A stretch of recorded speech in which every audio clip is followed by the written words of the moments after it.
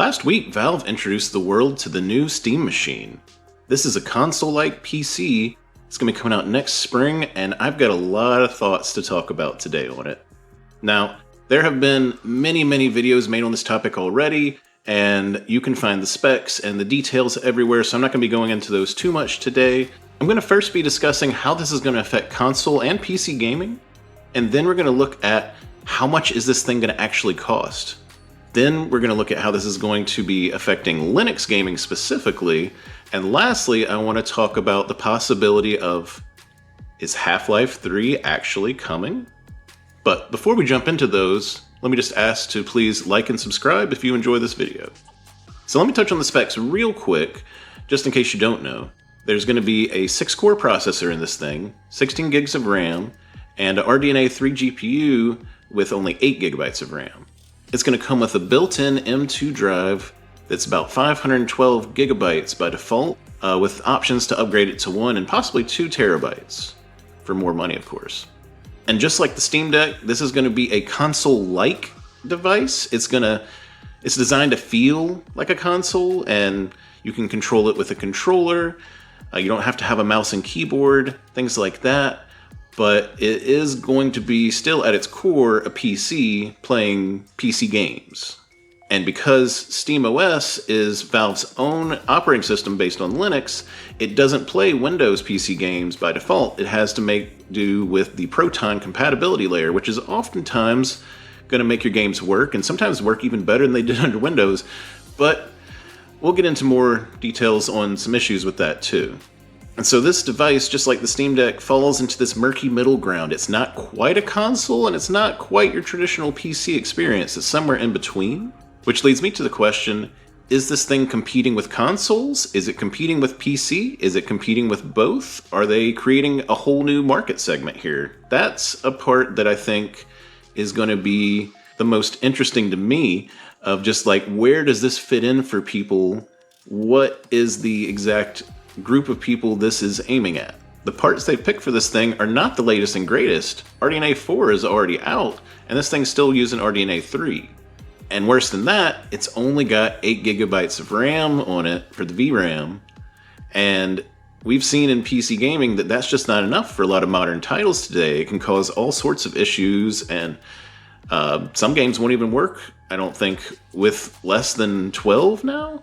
The PS5 is about a 9 terabyte system, and the Xbox Series X is around 11 terabytes, I think, or 12.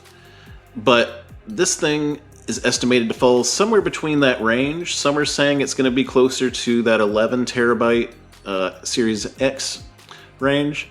The S is only 4. But yeah, so it's going to be roughly equivalent to a PS5 in terms of raw performance numbers. However, it's going to depend on each game how close you get to that console-like experience, because some games are going to take full advantage of that and look great, and some were maybe optimized for NVIDIA more than AMD. Maybe they rely on some kind of DirectX protocols that are a little heavy. You know, Windows does put a bit of an extra toll on these games that they don't have to deal with on the console, and SteamOS makes that a lot better, but it's not completely free of that either. And now this is a PC that's going to let you access more than just Steam on it. Just like on the Steam Deck, you can install game stores and games directly that you've gotten from other places than Steam. However, they're not going to show up on your home screen. You are going to have to drop into the Linux desktop to start those, most likely. But if the rumors are true, Microsoft is going to be following this exact same path with their next Xbox. And the Xbox with a chip that has the codename of Magnus, we don't know what they're going to call it yet, but this next generation Xbox, possibly the last Xbox, it's going to be way more powerful than this thing. It's going to have RDNA 5 and the latest, I think, Zen 6 on the CPU. It's going to be so much more powerful than this thing, because it's going to be a whole generation ahead of this. And so I do have to wonder if the Xbox actually does have Windows running underneath and you can install other storefronts, people are going to bring their Steam games, and so you can play them there. But what's really going to be interesting is Steam allows you to install other operating systems freely. You can put Windows on this Steam machine if you want to, but will Microsoft allow you to do that with the next Xbox? If you can take the next Xbox and reinstall it with SteamOS, well, maybe we're looking at the Steam Machine Pro. And so if Valve is successful with this thing, and Microsoft kind of continues to screw up like they have been with Xbox, we could see the big three become Valve, Sony, and Nintendo. Bye-bye Microsoft. Same as Sega years ago, you're replaced. You know, that could be the future of gaming, and I don't really hate it. But this new Steam machine is clearly a 9th generation console. It's not designed to run path trace games. It's going to have a little bit of ray tracing support, but not a whole lot. You're going to get like maybe 1 or 2 features. You're definitely not going to be playing Cyberpunk or Alan Wake in path trace mode at a decent resolution or frame rate. And so when this new Xbox comes out and the PS6 comes out, they're just going to stomp this thing, and Valve is going to probably have to refresh it with a new model around that time. So unlike a console, I don't think this thing is going to have much more than 5 years of a lifespan on it tops before a new model comes out. And so this isn't Valve's first attempt at the Steam machines, right? They tried this nearly over 10 years ago, actually, and it didn't really do so well. But this time, Valve is actually making their own device, and they're taking the wheel like they did with the Steam Deck instead of just leaving it up to third parties. So that will hopefully mean a much better and more compelling experience for us. But when it comes to terms of competition, I don't know how much of a dent this is going to make into that market. I don't know how many people are going to drop the console and run to this. Maybe people will. I'm kind of considering it a little bit, or at least supplementing. But yeah, this is not going to be a guaranteed success, and Valve is going to have to really do a lot of things right with this thing. One thing they've said is that this thing is going to be very reliant on FSR if you want to hit that 4K 60 target. And luckily, they just released a new version of Proton that supports FSR 4. So RDNA 3 doesn't currently have FSR 4 support, but it seems like around the time of the spring when this comes out, it's going to go officially to those platforms as well. So maybe we even see it on the PS5. But it's RDNA 2, so no. Probably not there. But the Pro will definitely get an update. Sony's already said as much. And now what I think is going to make this an interesting platform is I think this is going to actually raise up the quality of life for PC gamers. This is going to set a new standard for the baseline. This console is hopefully going to be priced at a very competitive price, something that you couldn't build yourself for as cheaply, but it's not going to probably be quite as cheap as the consoles. So Steam has already said that they're not going to be trying to match console prices, so get ready if this thing is a little expensive. But that said, this still should mean that PC gamers now have a fairly cheap way to get their foot in the door and get started with PC gaming if they have an old machine they need to upgrade, or they just are getting into it for the first time. There's a lot of people playing PC games on really, really old and not good hardware, and this is going to give them an opportunity to kind of catch up and make PC gaming across the board a better experience for gamers. But let's get into how much this thing is going to cost, right? According to Moore's Law is Dead, he estimates that the actual raw cost that's going to be to Valve to manufacture this is going to be roughly about $425. Now, if his estimates are right, he does have a lot of good sources and is pretty good at this, so I'm going to take it with a grain of salt, but let's just go ahead and say that he's right on this. If it's $425, then that means the cheapest I could possibly see this thing coming out is at $400, where Valve is taking that $25 or $30 loss on it. Obviously, the Steam Deck was sold direct to consumers through their website, but if they want to get this thing onto store shelves to really, really compete with the PlayStation, the Switch, and the Xbox, and actually have it where people can just go pick one up on the spur of a moment, then they're going to have to leave a little bit of room in there for the retailers to mark up prices too. So I don't think they're going to bring it down that cheap, especially from them saying don't expect this to be priced like a console, which are usually sold at a loss. Now that $425 does include a $35 estimate for the parts that make up the controller. There is a possibility that they sell a model of this that comes with just the system, no controller.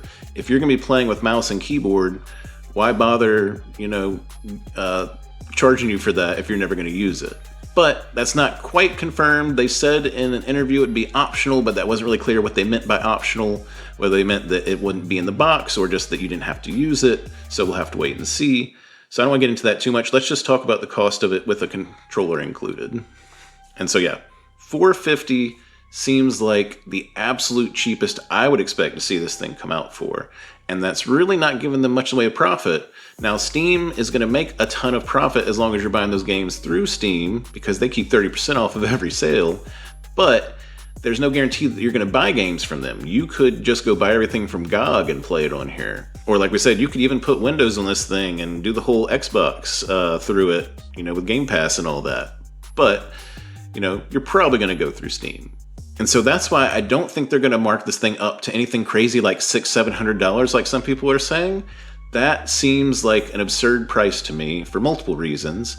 But yeah, I just don't see them marking it up. The Steam Deck cost roughly $300 to manufacture, it's estimated, and they sold it for $400, so that's about a $100 markup.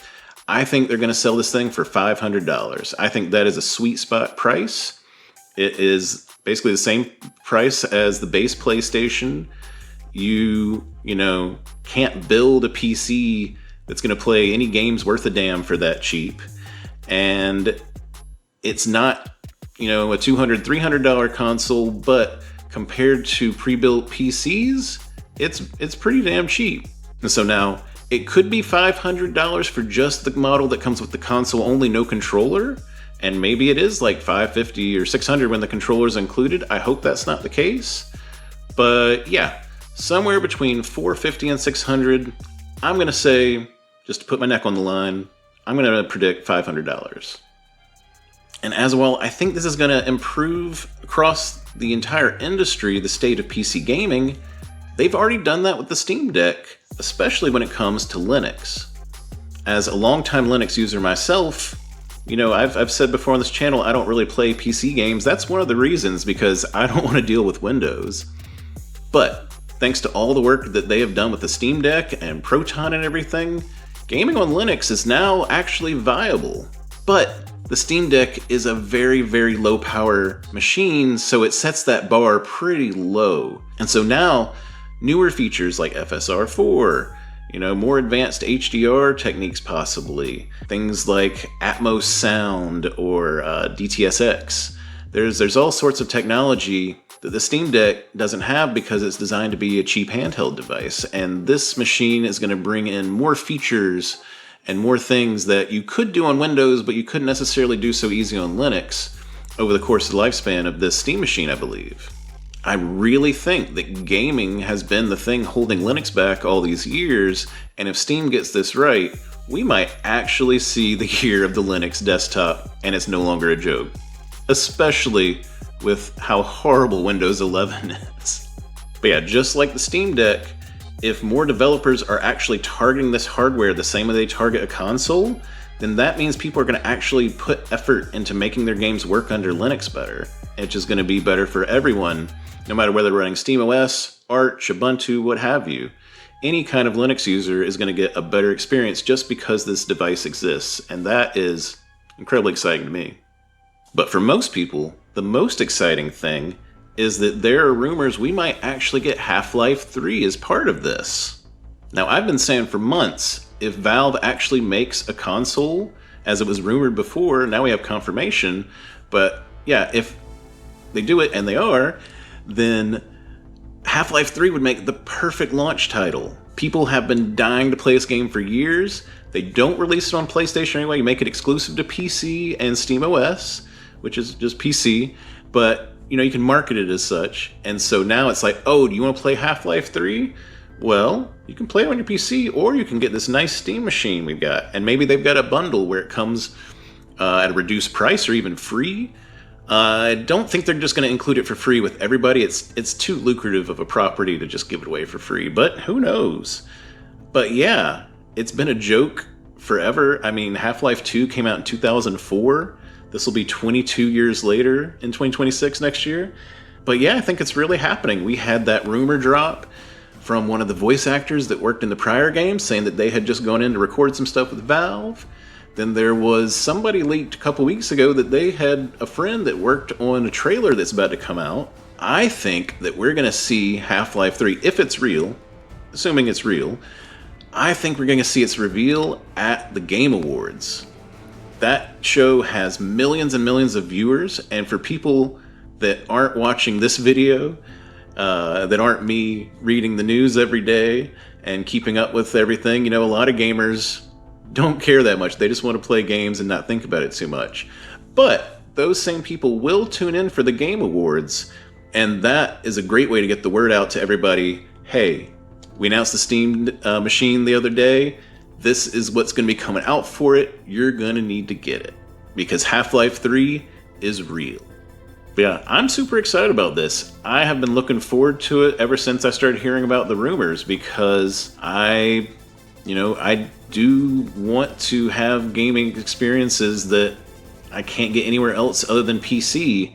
And, you know, Windows kept me from getting into that before. But if Valve makes this, whether I get a Steam machine or build my own, this might be the thing that actually gets me to get back into PC gaming and to try that whole world out. And if nothing else, I can at least have a cool little box that works as a media center in my living room. But yeah, I'm probably going to get one of these at some point. I'm thinking it looks pretty appealing to me. Let me know what you think about it down in the comments. You know, do you like this? Will you be getting one? Is it powerful enough for you? And I think that's going to be it for today. So, thanks for watching. Okay, when you're seeing this, I should have already just dropped a video. It turned out so much longer than I wanted it to, so hopefully this is a nice bite-sized, digestible video like most people enjoy watching rather than 45 minutes of me blabbering on. But yeah, I'm super excited like I was just saying, and I don't know, it's probably the most exciting news we've had this entire year. It's been kind of a slow news year in the gaming world, not in the rest of the world, but in terms of gaming, it's been a slow news year. And yeah, it's great to have something like this to talk about. I might make some additional videos if I get a good response from this. Once again, thank you for watching. Like the video if you enjoyed it. Subscribe if you want to hear more from me. I'm not going to even mention the bell thing because I don't use that. It's annoying. Whatever. Sorry, YouTube. But yeah, like and subscribe. Do all that stuff. And I will see you next time.